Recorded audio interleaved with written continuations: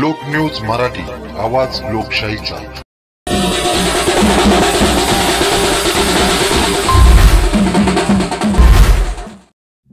लोकसभा उमेदवार विशाल पाटील हे प्रचार करता अडचण येथे आले असता अडचण परिसरातील असंख्य कार्यकर्त्यांनी विशाल पाटील यांचे दूरकाशाच्या गजरात व फटाक्याच्या आतिषबाजीत विशाल पाटील यांचे जंगी स्वागत केले। यावेळेस अडचण परिसरातील गावातील प्रतिष्ठित नागरिक उपस्थित राहिले होते। तसेच अडचण गावातील विशिष्ट समाजाच्या वतीने विशाल पाटील यांचे स्वागत करण्यात आले।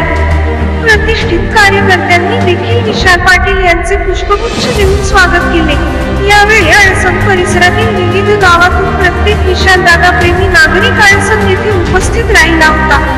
प्रत्येक कार्यकर्त्यांनी विशालदादा यांच्याविषयी आपापले व्यक्तिगत मनोगत व्यक्त केले। अडचण गावचे माजी सरपंच इंदुमती जाधव, अरुण भाऊ जाधव, राजेंद्र हरगुडे, मंटू मोरे, प्रवीण जाधव, निलेश हरगुडे, शेखर देशमुख, दिलावर मुल्ला, असलम शिकलगार, नथुलाल शिकलगार, अण्णासाहेब जाधव, सदाशिव बिडकर व इतर अडचण गावातील कार्यकर्ते उपस्थित होते। यावेळी बोलताना मंटू मोरे म्हणाले,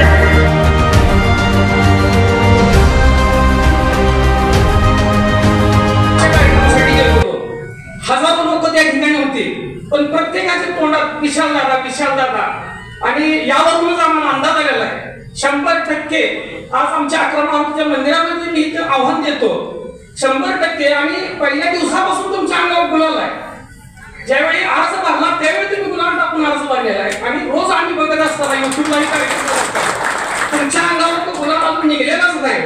पहिल्या दिवशी काकांना माहित आहे, सुशांत भाऊंना माहित आहे, बाकी सांगायचं काही गरज नाही। जिल्ह्याला 3 मंत्री होते, ग्रामीण विकास मंत्रालय, गृहमंत्री, उपमुख्यमंत्री, सहकार मंत्री असताना सांगली जिल्ह्याचं तुम्ही डिमोशन करता का? आमच्या सांगली जिल्ह्यातनं महाराष्ट्राचं भारताचं राजकारण हालत होतं।